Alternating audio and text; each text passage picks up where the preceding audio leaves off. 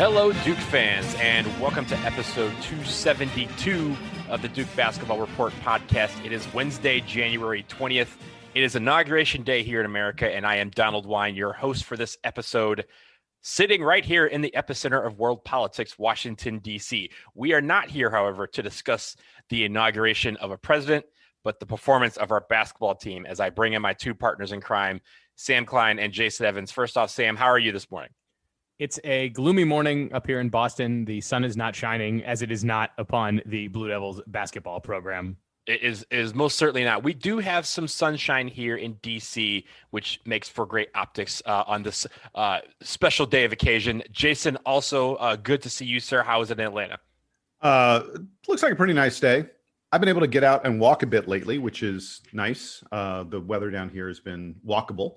I wish it would get warm enough that I could bike, but the problem is when you're on your bike, you're moving faster and it gets colder.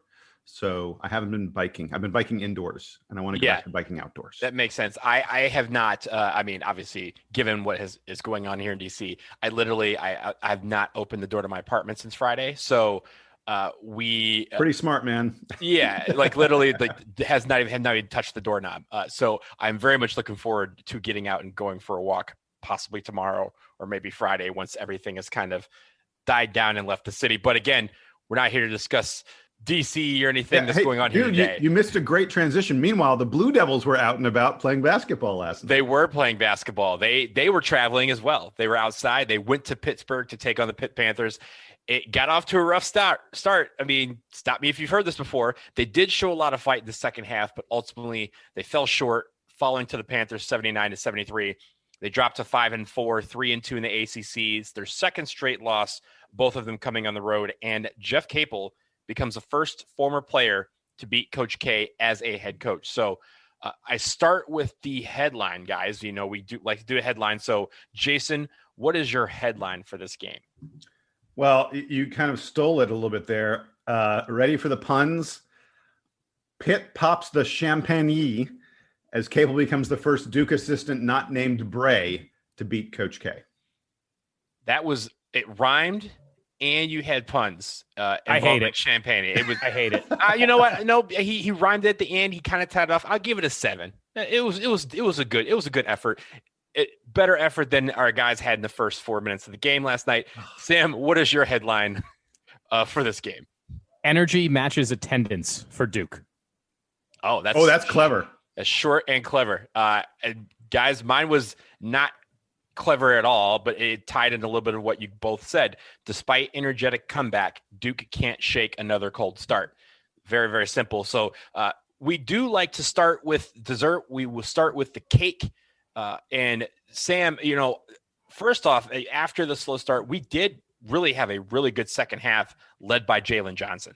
Yep. Jalen Johnson is my big ticket item here for what went right for Duke. Obviously, he was out for a few weeks with an injury. We saw him in very limited minutes in the most recent game. And last night, even though he was technically coming off the bench, he basically played a starter's role for Duke, was all over the place. He made shots. He had a couple of really great defensive plays and was getting his teammates involved.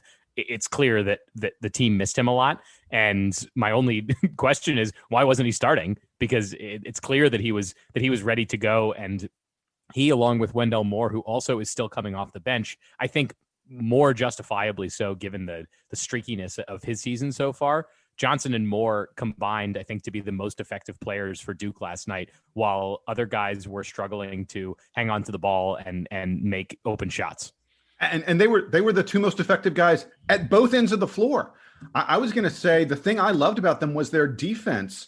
Wendell Moore at the top of that zone, both the zone press and then dropping it back into a 3-2.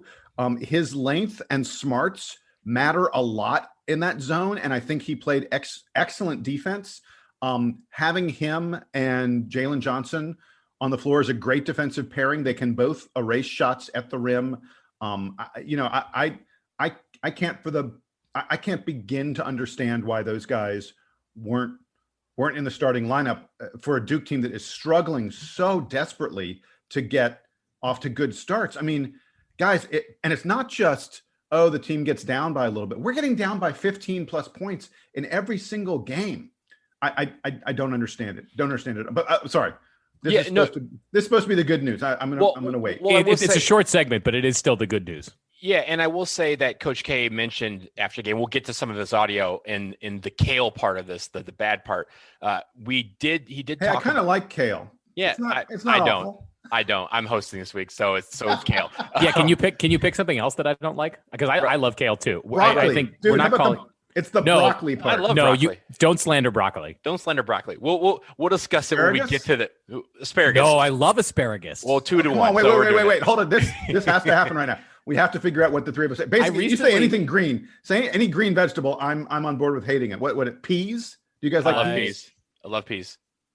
I'm trying to think of a green vegetable that I don't like. Until very recently, like until last year, I didn't like mushrooms. Mushrooms. I don't like mushrooms. I don't like mushrooms. But I recently got over my distaste for mushrooms. No. We're for fast. We're flashing back. We can pretend. We can pretend it's still a couple years ago. I still hate mushrooms. That's fine. Okay. I'm not committed to them yet.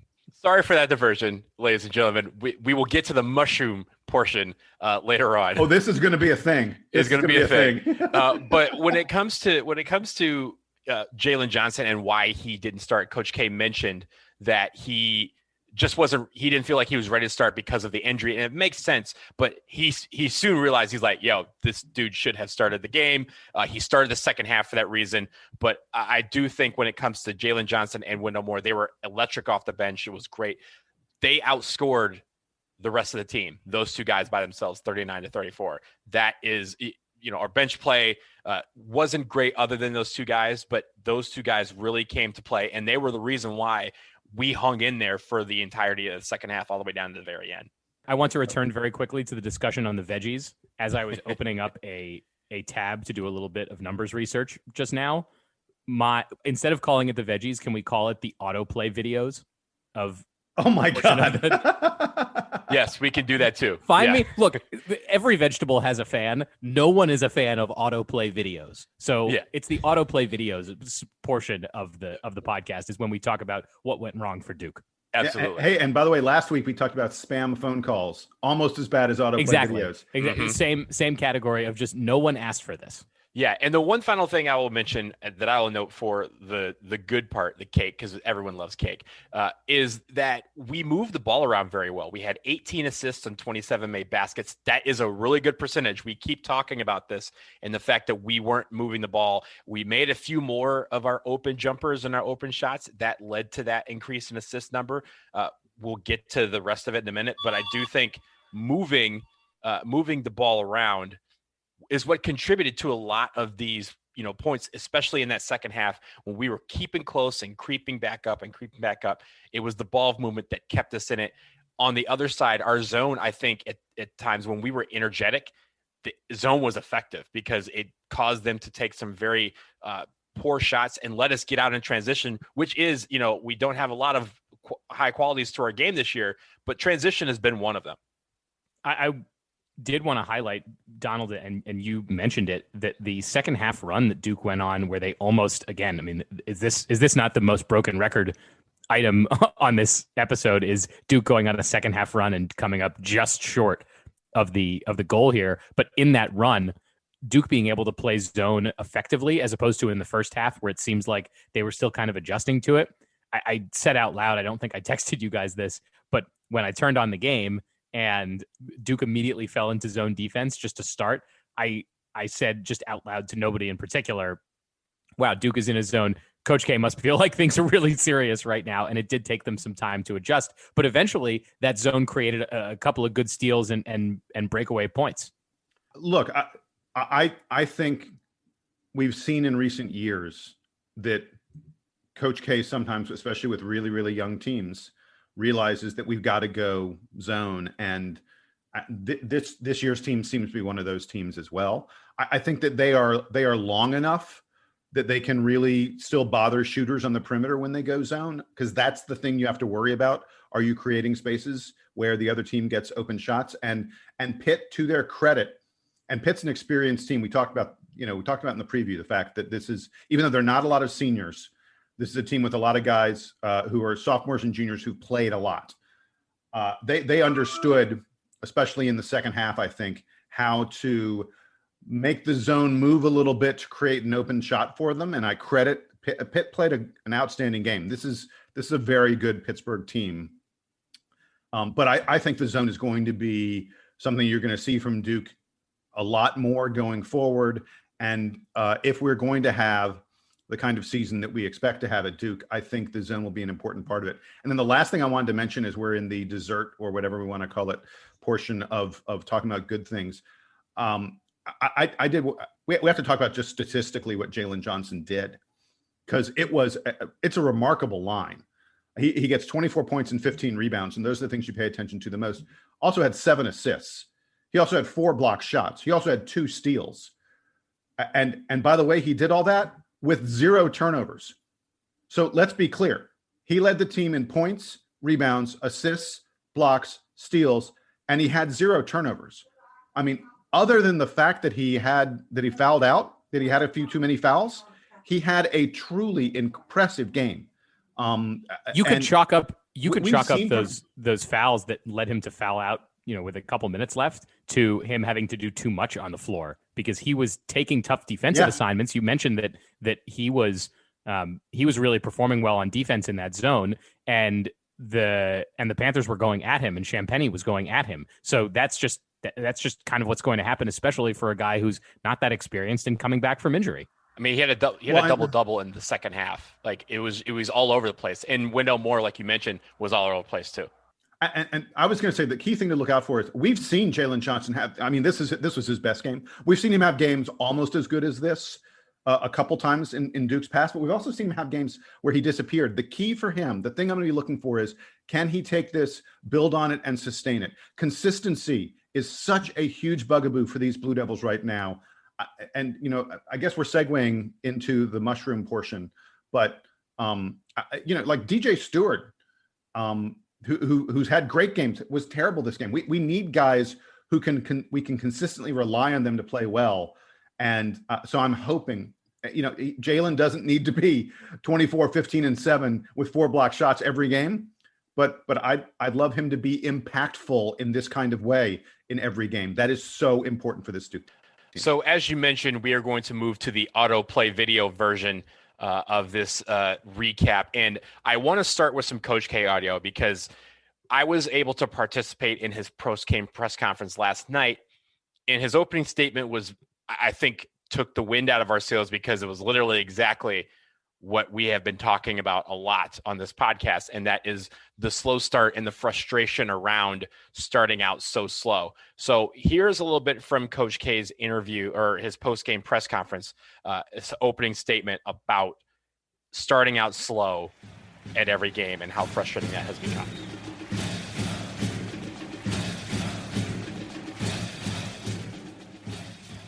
We had our opportunities to win the game.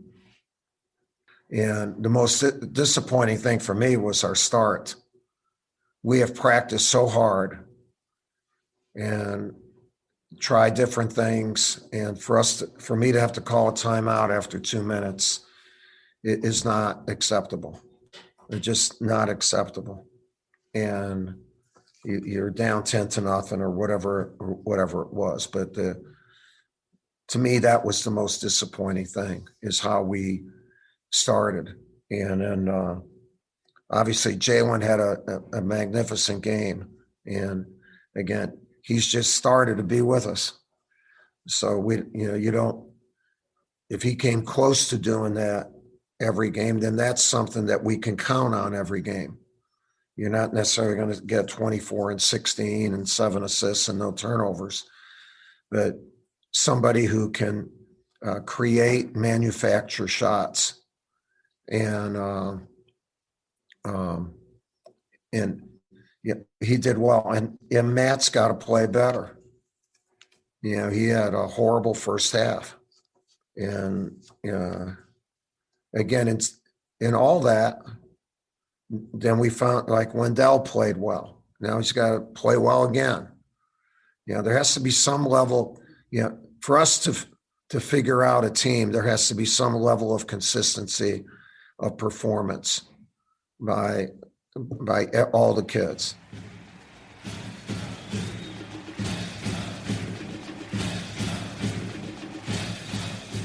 So guys, he mentioned it. He talks about a lot. He talks a lot about a lot of frustration, but he said that having to call a timeout 2 minutes into the game because we started out slow is completely unacceptable. That is exactly right. And the fact that we know this game plan is, we talk about it every single time. We say, hey, if we can get out to a quick start, or at least get out to a start where we're running with them and have that intensity and match that energy, then we will be in these ball games and we will win some of them because we won't have to come back. Wendell Moore said as much in his post-game press conference too, where he said we did that to ourselves and we should be the ones up 10 early, not the other way around. And Coach K, you could clearly see he was frustrated at that point. Sam, talk to me about what you think is happening and what you think needs to change for us to get out to a quicker start. Well, the coach having to call a timeout before the first media timeout is something that Duke would impose on other teams for years and years and years. So Coach K is very used to being on the other end of that exchange. And I think he finds it extremely frustrating that his team doesn't bring the requisite energy to just pound a less experienced and less talent, or a less talented team like Pitt early in the game, right? Duke comes out in a zone defense that if they've played this year, they really haven't played that much. So even if Jeff Capel knows that it's kind of in the back pocket for Coach K, he's not sure if it's actually coming out. So Duke comes out right in the zone. Clearly, some of the Duke players are uncomfortable with it, but some of them are really ready to go in that space, and they were able to pick it up in the second half. So we know that they were coordinated enough to generate steals, to generate frustration, to prevent the passing on the interior and at the free throw line. And none of that happened. So Coach K, I think, expected a big burst of energy at the beginning of the game, expected a couple of steals to lead to big dunks and to have Pitt kind of back on their heels, and that didn't happen. So there is some missing component here. Maybe Jalen Johnson being inserted back into the starting lineup is something that will change it for Duke. Maybe it's more lineup shuffling, because we've seen guys who are at the end of the bench have some, bring more energy and more enthusiasm and more vigor than some of the guys in the starting lineup. So I expect to see Coach K continue to tinker with the rotation. I don't think that he has settled on who his top guys are yet, because it does seem to change night to night. But that energy at the beginning of the game needs to be a focus for this Duke team going forward. So, Jason, I want to give it to you, but I want to give it to you with a question, because there was one stat that stuck out to me over anything else that we had, and that is your favorite stat, field goal attempts. And this one was interesting because we attempted 70 shots, and Pittsburgh only attempted 52, and we lost by 6. So I'm giving it to you with this question. There's one stat that sticks out over all the rest as the reason why that, which normally, as you know, dictates how a game is going, how it ended up while we ended up down by 6 at the end of the game. I've got two explanations for how Duke could get 70 field goal attempts, way more than Pitt did, and still lose the game. And those explanations are free throws and shooting percentage. And let me start with, by the way, that 70 field goals attempts is the most in any game this year. Duke had a couple games against BC and against Illinois. We had 67 field goal attempts in each of those two games, but this is the first time we've cracked the 70 mark, and 70 is a lot. That's an impressive number of field goals. So the reason 70 field goal attempts didn't work out for us was because we can't shoot, especially from the outside. We hit barely a quarter of our threes in this game, and we took a ton of threes. 18 of them in the first half, a more reasonable 10 in the second half. But if you're going to take that many, you've got to hit some of them. And there was a key possession. We were down 8 with 8.5 minutes left. And it was one of those moments where Pitt was starting to stretch things out again. And you were hoping that Duke could reel it back in and make it reasonable. Put some Coach K talks about putting game pressure on your opponents. And you were hoping that Duke could put some game pressure on Pitt. And there was a possession with 8.5 minutes left where DJ Stewart was wide open. And I mean, like, there was no one near him. There wasn't a guy like running at him or anything like that. He was wide open for a 3-pointer that he missed, and it wasn't even close. DJ Stewart is supposed to be our best outside shooter.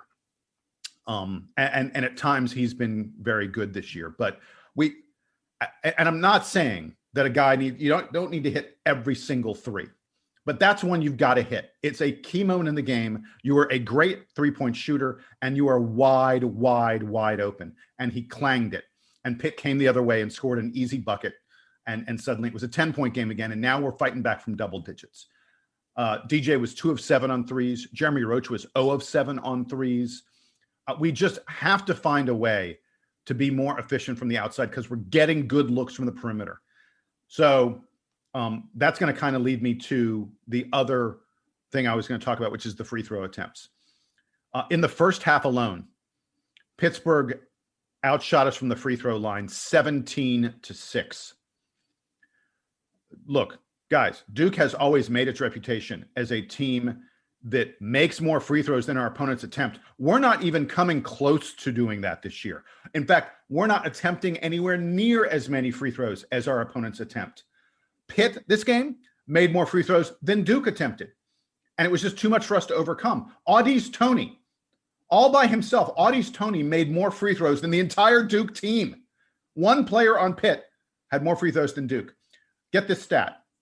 There are 347 teams playing Division I basketball this year. You know, the Ivy, there's a couple of other teams on not on permanent pause, not playing at all. 347 teams in Division I playing basketball this year. Duke is 320th among all those teams in the percentage of our points that we get from the free throw line. We only get 13.5% of our points from free throws. And all of this goes back to something that I've talked about a lot lately, which is easy points.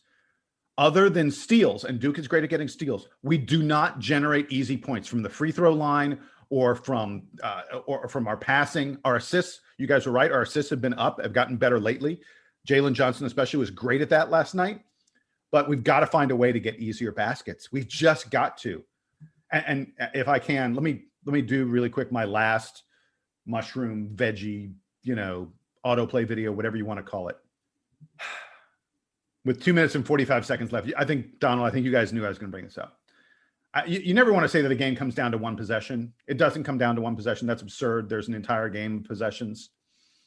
But with 2 minutes and 45 seconds left, Duke was down 3. And we had about as bad a possession as you can possibly have. Matthew Hurt and Jalen Johnson never touched the ball in that possession. It's the possession where Jeremy Roach basically dribbles 25 of the 30 seconds of the possession, not even really going anywhere, not even really probing that much, just dribble, and he eventually misses a layup.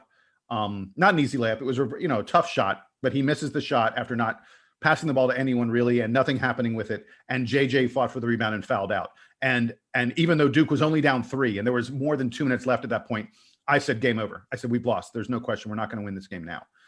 Partially because JJ had fouled out, but partially because it was such a terrible possession. I want to talk about that possession because Matthew Hurt and Jalen Johnson never touched the ball in that possession. Not once. Never even touched the ball. And the key thing that was happening for Duke throughout the entire second half was Jalen Johnson was touching the ball and he was a magnet.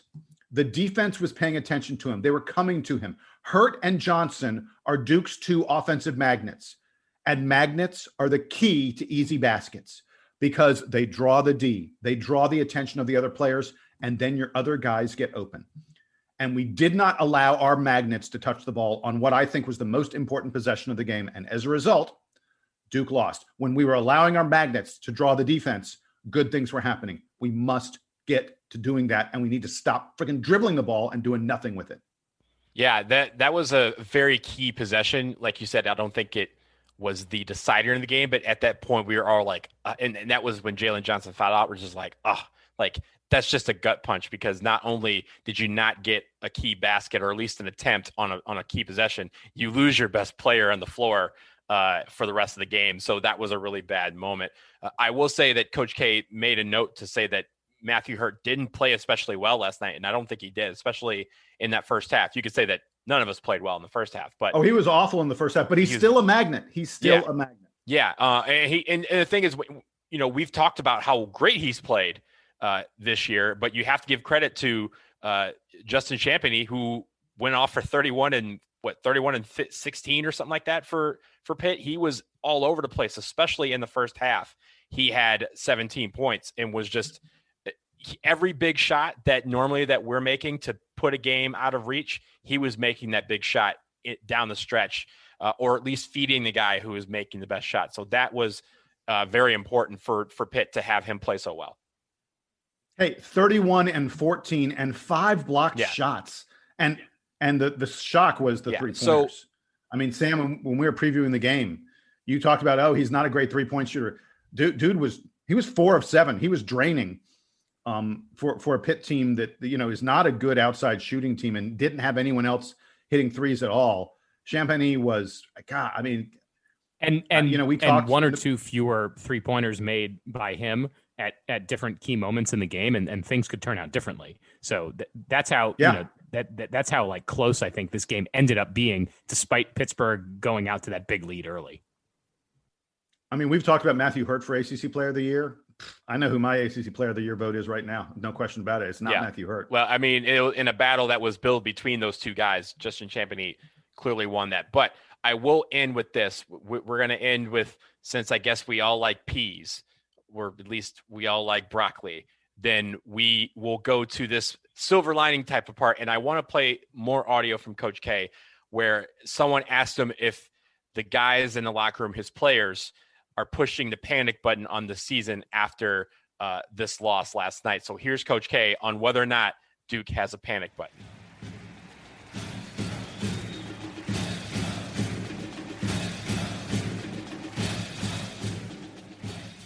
And they're 18, 19, and 20.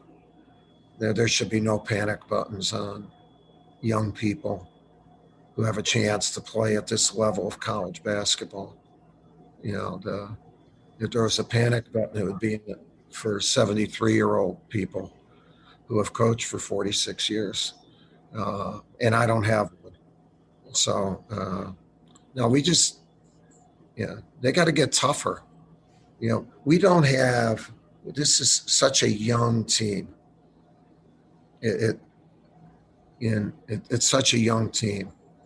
And it's as young a team as we've had for just a long time. So we can't afford to be down. We have to respond.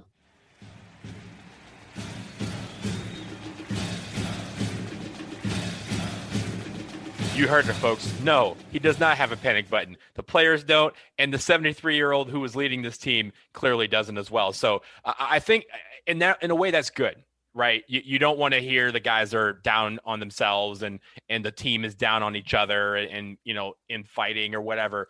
But he was clearly frustrated last night, but you could see he's frustrated because he knows that we're close, that we just have to put it together. We have to put a whole half together. We have to put a whole game together. And we haven't done that yet this year. We saw some stretches in the second half where we played great basketball. We were able to fight back into it. How do we take that, bottle it, and put it towards our next game and the game after that and the game after that? I think that is what they're going to be working on this week. Jason, what do you think about that? Look, the bottom line is Duke wins the final 30 minutes of these games, often resoundingly. The problem is the first 5, 6, 10 minutes of the game, we are getting down so much that we're fighting back and just, it's too much of a hill to climb. We've got to stop it. Even in the games that we win, that's happening. We've got to stop that. And Louisville coming up this weekend, this is another good ACC team where if we get down, we're not going to be able to come back. It can't happen. It can't happen anymore.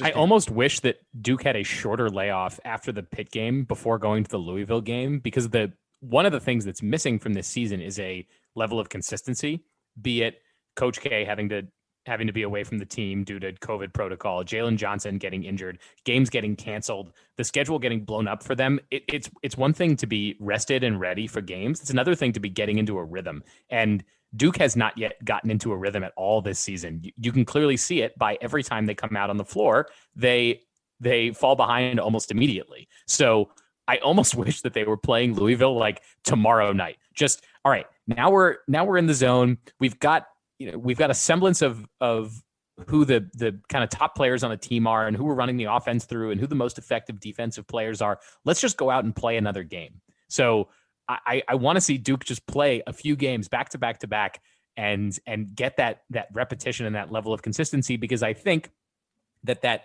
last 30 minutes of the game syndrome that Duke is having hopefully becomes a full 40, within a week or two of them just getting to play together and normalize being on this team. Yeah, look, speaking of the panic button, I'm not hitting it at all.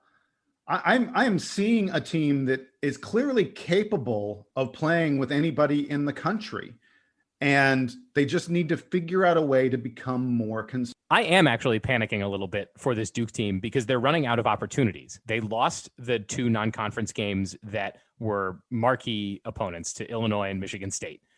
They've lost a couple of ACC games that are against teams that are not necessarily bad, but are teams that Duke should be beating if they're one of the top 4 or 5 teams in a conference that has overall not performed that well this year. So if the ACC is only bound to have 4 or 5 teams in the tournament this season, maybe it's a little more because other conferences are going to drop out and not be able to participate. But if the ACC doesn't have that many teams in the tournament, Duke is losing opportunities to become one of those teams, and those opportunities are slipping away quickly. I also, given the announcement from the NCAA this week that we're going to get to in a second about about the schedule for the tournament, given that announcement about them trying to hold the tournament at the same time, the ACC does not have many days to reschedule games. So Duke has lost 2 games to opponents who are good. Maybe, I don't know if Pittsburgh's making the NCAA tournament, but they've just proven that they're a good opponent. So I would love for Duke to get another opportunity to play them, to beat them, and hopefully overcome this loss. Same thing with Florida State. Duke is going to lose those opportunities, and therefore losing opportunities to have wins that are going to get them into the tournament. Duke is not guaranteed to make the NCAA tournament this year based on their performance so far. And I think that should be concerning to Duke fans, given that it is now late January. Well, I will say this, flashback 2.5 weeks ago, we were at the beginning of the year.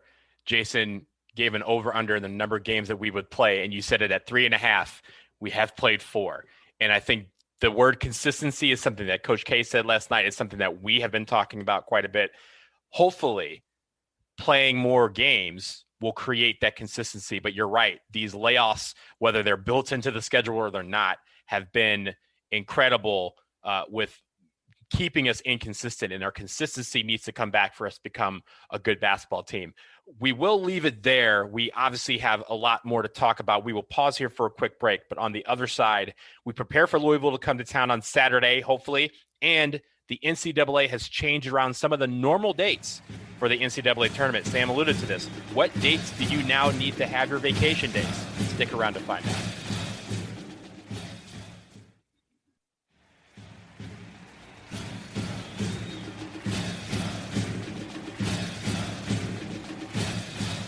We are back, guys, and Duke is now scheduled to take on Louisville this Saturday, 4 p.m. Eastern time game. Louisville 9-3 overall, 4-2 in the ACC. They are also coming off a 2-game losing streak. So let's preview the Cardinals and kind of figure out what to expect from them on Saturday afternoon. Sam, you are dealing with the players, so watch out for. There's no Jordan Nwora anymore. He is gone, but who else is there that Duke fans should key in on Saturday afternoon? Well, Jason mentioned in the last segment that he's looking at Justin Champagnie as a potential ACC Player of the Year candidate. I will submit Louisville's lead guard, Carlik Jones, who is a senior transfer from Radford. This is his first season with the Cardinals. He played up through last season with Radford and is now in Louisville. And he's not a big guy. He's only 6'1", but boy, has he made an impact this year. 18 points a game, 6 rebounds and 5 assists. He's all over the court. He's not big, but he's extremely effective and was also named to the Wooden Award watch list. So Carlik Jones, I think, is clearly the most important player for Louisville. He's the highest on the team in usage, is nationally ranked in KenPom in a number of key statistical areas. So that's the guy that Duke fans need to be keyed in on. I'm curious to see if the zone defense move continues into this game, because Jones is so obviously like ahead of the pack on Louisville and is running the team, that I don't know that a zone defense is going to necessarily contain him. But I am not the defensive coaching expert that Mike Krzyzewski is. So I am curious to see, one, if the zone defense continues around Jones, and two, if it doesn't, then which of the Duke players are going to pick him up as their defensive assignment. I mentioned he's not very big, so you might expect one of Jordan Goldwire or Jeremy Roach potentially to be guarding him, but he's fast and he can score all over the floor. He hasn't been great at 3-point shooting this year, but he's been good, and he proved last year that he was a good 3-point shooter, so I expect that even to pick up for him. That's the guy to really look out for. Another dude who is important for Louisville is David Johnson. He's a 6'5" sharpshooter. He's hitting 42% from three, and is also pulling down 6 rebounds and getting 4 dimes a game. So this is a Louisville team that has guys that are dynamic. They're not necessarily the biggest, but they're able to make a big impact on the court. And then the one other player that I think is really interesting for them is Jalen Withers. He's a freshman forward, 6'8", from Charlotte. So he's playing a team that is, relatively from his backyard, just a couple hours away from where he grew up. He's averaging 10 points and 7 boards a game, and he was only a 3-star recruit for Louisville, but is clearly playing above his recruiting ranking so far this year, has been a key contributor so far for the Cardinals. So those 3 guys really stand out to me. It's not a super deep rotation, so hopefully Duke doesn't have the same kind of foul trouble issues that they had against Pittsburgh. Maybe they're able to get Louisville in a bit of foul trouble, but certainly the guy to look out for is Carlik Jones.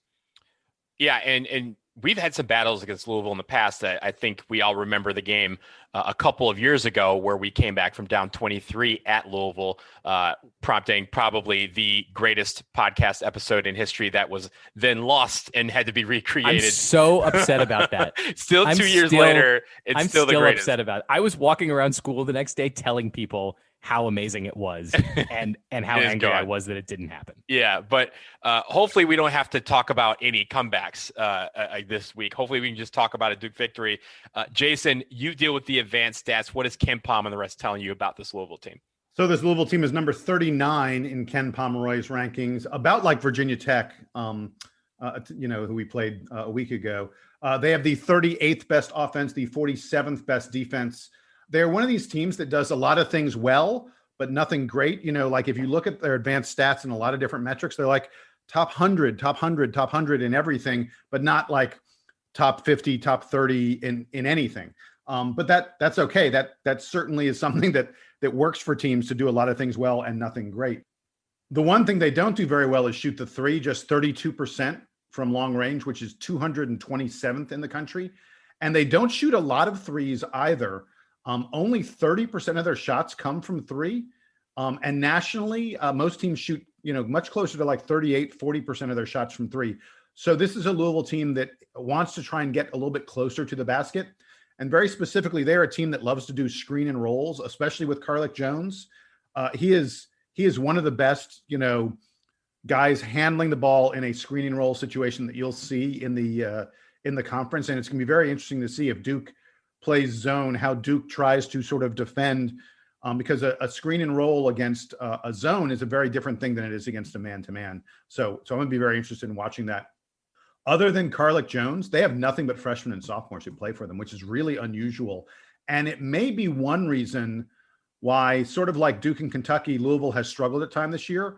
I feel like the strangeness, the fits and starts of COVID have impacted the freshman adjustment, and we're seeing it all across the college game. And it is not surprising to me that teams like Duke, like Kentucky, like Louisville, like North Carolina, that are using a lot of freshmen are struggling somewhat and are really inconsistent this year. And as I was looking at Louisville and their statistics and advanced stats, I actually couldn't help but sort of harken back to some stats about Duke. I have a couple weird stats that I want to talk about regarding Duke this season, because I think they are indicative of things that you should look for this team in this Louisville game. So Duke is 36th best in the nation in block shots. That's very good. We are 15th best in steals. We're a great steals team. But and by the way, we're a top 50 defensive rebounding team. So like we block shots, we steal the ball, we rebound well on defense. Why is our D not better? We just have the 45th best defense in the country. Why is it not better? Well, there are two things that are reasons why we are bad on defense. Teams hit better than 37% of their threes against us. That's almost like bottom 50 in the country. I mean, we are giving up threes at an incredibly alarming rate. And this is the weird thing. Duke is, I mentioned earlier on the podcast, there are 340, less than 350 teams in the country. Duke is 318th in the country in a stat called non-steal turnovers. That's where a team, just fumbles the ball away, or they walk with the ball, or they commit an offensive foul. It's times where you get a turnover where pretty much they gave it to you as opposed to you stealing it from them. I consider that kind of to be a luck stat. I guess there's a little bit of getting your hands in there where you can involve yourself in that a little bit, but for Duke to be 318th in non-steal turnovers, it's just bizarre. It's just crazy. There's a simple explanation for that. Cameron. The crazies aren't there. The crazies like to rattle players and make them do stupid things like throw the ball away or dribble off their foot or something like that. And when you have the crazies doing the thing where they're bouncing their arms up and down, it just rattles them even more. That's not present this year, and that's probably why that stat's so low. That is a really interesting theory, and look, there's got to be some reason for that. It's a bizarre stat, but it matters. The fact that we don't get these extra turnovers other than steals matters. Because we are so great at steals. If we were getting these other ones, our turnover percentage on defense would have this defense as one of the best defenses in the country. And then the other weird, crazy stat I just wanted to mention to you. I want to mention three teams: Alabama, A&M, Stetson, and Auburn. Those are the only three teams in the country. Again, 350 teams in the country. Only three of them who have less experience on the court than Duke does. We are 344th out of 347 teams in terms of experience, the amount of time we are giving to guys who've played more than just a few games. And we are also 307th in bench minutes. Duke is not using its bench. Duke is playing a lot of guys who are not experienced at college basketball, and we've had these weird fits and starts of the season. It should not be a shock that we are a terribly inconsistent team as a result. So I know I was supposed to be talking about Louisville, but I just came across those stats and I was like, that's crazy. That's wild. I can't believe that. That's really good information, because I think it's good that we're focusing on Louisville, but it's great that you brought in those stats too, because it kind of lays the picture of what do we need to improve on, what needs to get better on Saturday. And I think you alluded to a lot of those things. So that's great that you were able to get that research tied in with this. I think when it comes to Louisville, they have some teams that when you look at them and you're like, oh, they beat them, you're like, oh, okay, that's pretty decent. But this year has been kind of meh. Like Kentucky, they usually don't beat Kentucky, but they did this year in a game that was, wild because it was very close. It was a game that Louisville didn't want to play. They wanted to play at a neutral site. They didn't want to play it at home because they were losing the home game, the fans due to COVID, and Kentucky wanted to play, and then they ended up getting beat. It's one of those, and that's obviously a game that they really want to win every single year. So for them, it's good that they won that game.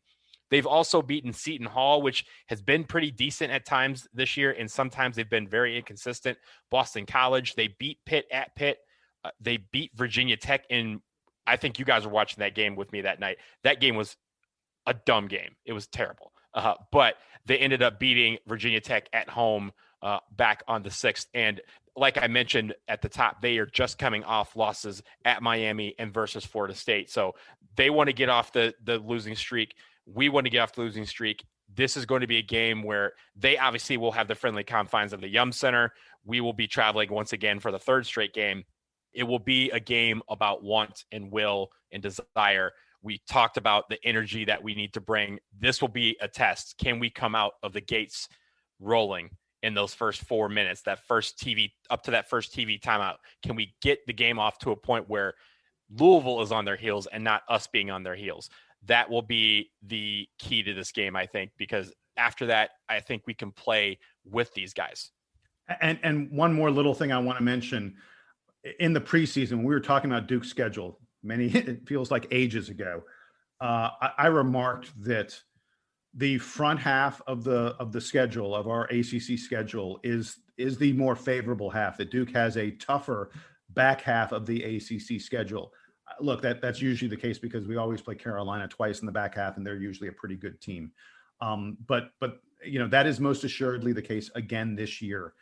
We just we're 3-2 in the conference. We just got to find a way to sort of get back into our winning ways and get well above 500 in the conference, because there are going to be some tough games coming up, and this team needs to find the consistency to be able to win games against teams that we need to beat in that middle tier of the ACC to separate ourselves and make sure that we are in. Jason, I think we can't emphasize that enough, that Duke hasn't played one of any of the really top teams in the ACC yet, and the ACC is not nearly as strong as it normally is. Well, maybe Virginia Tech, maybe. I mean, maybe, but no, Virginia Tech, right, actually. But Virginia Tech is still rated 37th in KenPom. Duke hasn't yet played Virginia. Duke hasn't yet played Florida State. The top of the conference is still looming for Duke. Actually, we may not play Florida State this year. In fact, at this point, I haven't seen the ACC try to reschedule any of the games that have been called off for COVID. I think we're going to go through this entire ACC season and not play Florida State, which I guess is a blessing. Yeah, it'll be interesting to see what happens there, because like you said, and Sam, like you said earlier, there's not a lot of days left to put these games that have been postponed. And as these postpones mount, like, what are we going to do? And are we just going to have different teams with different records? But we'll see what the ACC comes up with it. I do want to shift, however, to the NCAA, because there are other dates that we need to talk about. Yesterday, they released their schedule for this year's NCAA tournament, and they've switched around some of the dates from what are usually the normal days of the week that games are played. So I'll take you through the schedule very quickly. The first four is normally played on the Tuesday and Wednesday after Selection Sunday. This year, they will be played on Thursday, March 18th. Both games will be at Mackey Arena at home of Purdue, and Assembly Hall, which is the home of Indiana. Then the first round begins that Friday. Normally it begins on a Thursday, but the first round will be Friday and Saturday, March 19th and 20th. The second round, Sunday and Monday, March 21st and 22nd. So we'll have games on Monday in the round of 32. The Sweet 16 takes place on Saturday, March 27th, Saturday and Sunday. So the weekend games are these Elite Sweet 16 games. The Elite Eight moves to Monday and Tuesday, with the Final Four and the National Championship game taking its normal stature of Saturday and Monday. Saturday, April 3rd for the Final Four, the National Championship game on Monday, April 5th. So for me, I'm wondering if they, and I'll get to reaction on the actual switches. I wonder if they switch around the women's dates too, because this will go head to head with just about the entirety of the women's NCAA tournament. The women usually get Monday and Tuesday to themselves, and now they won't, especially during the bulk of the first and second rounds, and even the regional portion of the tournament. So, Sam, I go to you. What do you have?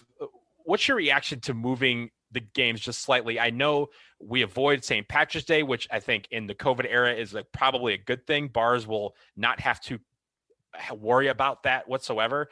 But I do think for some people that they may not really like this Monday, Tuesday setup, especially for the Elite Eight. Look, I'm not overly concerned about exactly what days these games are being played on relative to where they normally are. Everyone's readjusting their schedule and expectations during the pandemic anyway. So it's not like we're setting precedents that can't be undone going forward. I would like to take you back. I think it was about 2 months ago. We were talking about the NCAA talking about how they were going to do the tournament and having the whole thing potentially in the state of Indiana so they could keep everybody potted up. And I said something to the effect of, I don't know if this is the right plan, but I'm glad that the NCAA is thinking about it, because it means that they're willing to be a little outside the box and to be forward thinking when it comes to trying to make this thing work. I would like to mostly retract that statement.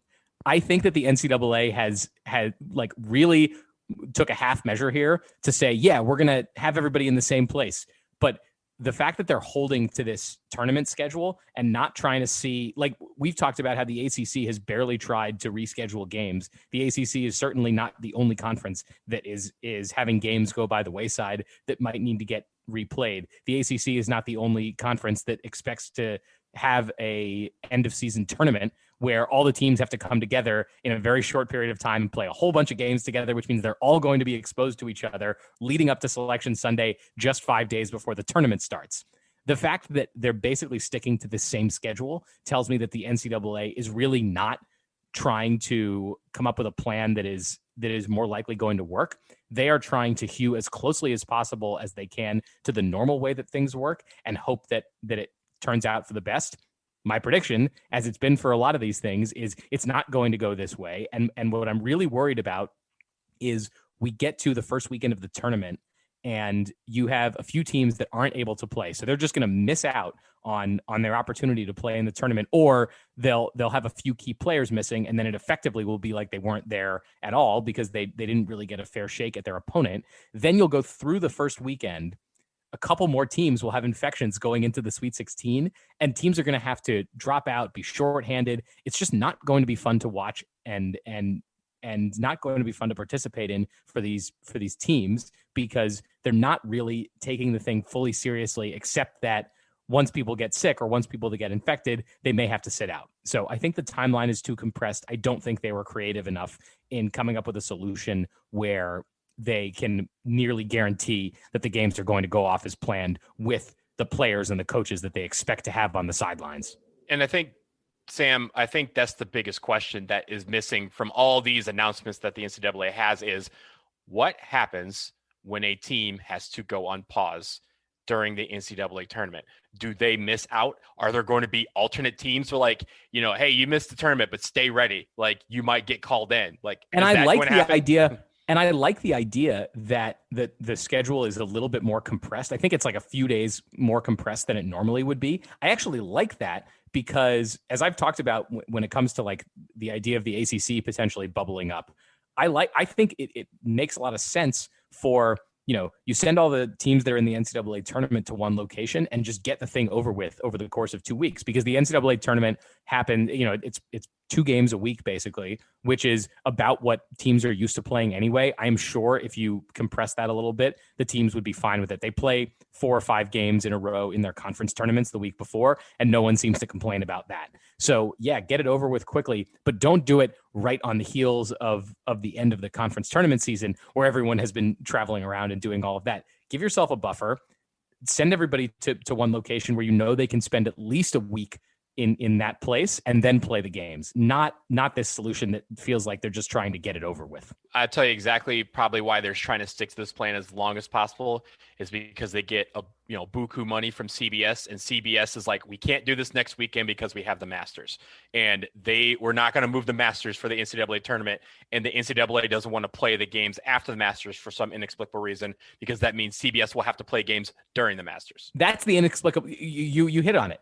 Like, who cares? They played the Masters in the fall this past year, and sure, the TV ratings were not as good as they normally are, but no sports event TV ratings are as good as they normally are. Like, right. Maybe the Super Bowl will buck that trend in a couple weeks, but nothing has gone according to plan this year. Absolutely. Well, and I don't understand why. Look, we already lost. We're losing the Thursday start of the tournament, which is, it's a friggin' national holiday for a lot of us. The greatest day of the year. And instead we're starting on Friday, and the opening weekend extends to Monday. I mean, are they going to be playing games? I guess they're going to be playing round of 32 games at noon on Monday. Okay, so I guess I'm taking Friday and Monday off from work instead of Thursday, Friday. But it's crazy. Once you start moving the schedule around that much, and then we're going to have Sweet 16 games on Mondays and Tuesdays. I mean, grade 8 games on Mondays and it's just like, once you throw it all into that kind of craziness, why are you like, oh my God, we need to make sure that we're done in time for the Masters? I mean, it doesn't make any sense to me. I don't understand why we're doing this in a way that doesn't sort of allow. I sort of think compress it, bubble everyone up and compress it even more. Like, if that's what you're really going to do, get everyone in a damn bubble and say, okay, we're going to be here for 2 weeks and we're just going to play, bang, bang, bang, bang, bang, bang, bang. We're going to be constantly playing because we've got to get games in before, guys get out and get COVID. But it doesn't sound like they're going to bubbling up 60 plus teams would be friggin' insane anyway. It's hard, but think about, I was thinking about this the other day. Think about all the places around the country where there are no tourists right now. So there's tons of hotels. You name True. any like even mid-sized city. There are enough hotel rooms to house 65 teams and the requisite, staff and referees and stuff. And consider that in a lot of places, gyms are closed, schools are closed. So you don't have to play the NCAA tournament. It's cool that they're playing the NCAA tournament in places like Hinkle Fieldhouse. It does not have to be that way. They could play these games in any old gym, like anywhere. So if they do this in Indianapolis, there are probably high schools and gyms that are closed. Just use those courts and get the games out of the way. Set up some cameras in there. Do it the way that ESPN did it with the Wide World of Sports for the NBA, and have it only last for 3 weeks. And I actually think they could afford to do it that way, and that they're just not taking that extra leap. That's where I'm dinging the NCAA on a lack of creativity here. Yeah, and the one thing that I will say is I think there is one place in America that might actually like the start of the tournament being on Friday, and that's Vegas. Because a lot of people like to travel to Vegas for the NCAA tournament and that Thursday 9 a.m. game. If you ever done it before, I highly recommend it. Not this year, is definitely something to partake in. Having that on a Friday, I'm sure Vegas is like, absolutely put the first games of the NCAA tournament on a Friday and have everybody streaming for the weekend. But I do think that other than that, I think, Sam, you're right. I think the creativity is lost here. I think moving in a date one day doesn't really shift anything. They do need to be able to be more flexible than that. I just don't know if they're going to. And by the way, I want to point out, I mean, this is going to be a crazy, weird, bizarre. You don't need me to tell you that NCAA tournament. Have you guys bothered to look at sort of who's struggling and who looks like they're in the tournament and who's not? It is entirely possible that this is going to be an NCAA tournament that does not include Kentucky, Duke, UNC, Michigan State, Syracuse, Arizona, Indiana. I mean, there are a lot of teams that you're like, oh, book them every year. These are teams that are always in the top 10, top 15, always. And there are a lot of those teams that are on the bubble, maybe off the bubble. It's going to be a crazy, bizarre season.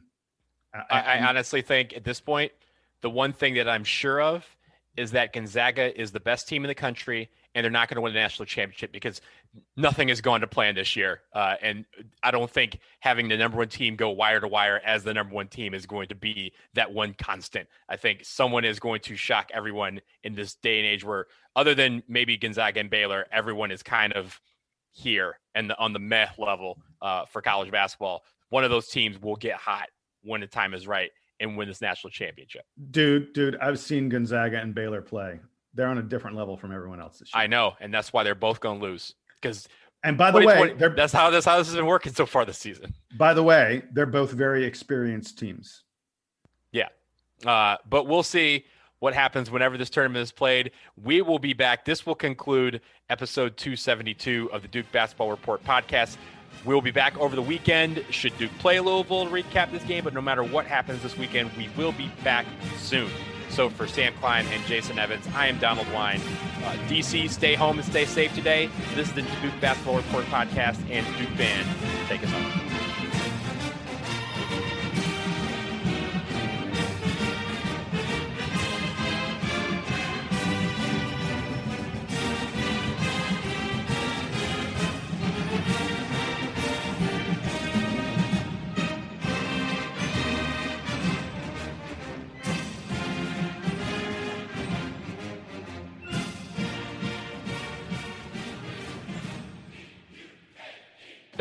I will tell you this, last night, I don't know if you saw it on Twitter, then when I posted it, but some dude, the guy with there's some explosion, yeah, or something like that. No. He's been riding around DC on a scooter, blasting the air raid siren from The Purge.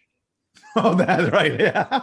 And everyone in DC is like, yo, bruh, like this is not the can they do that, please. I mean, can they not give him some kind of noise violation? Well, there is nobody out there to stop him. Hang on. I thought the streets were nothing but filled with law enforcement. No, the federal district part of things are filled with national troops and everything's been concentrated there. We get them all the time because of motorcades and stuff. But it's not like they're just out all over the streets. But also, Gotcha. I don't know that because I haven't opened the door to my apartment since Friday. Like, not even to take out the garbage, not to get delivery, nothing. That door has remained locked for 5 days.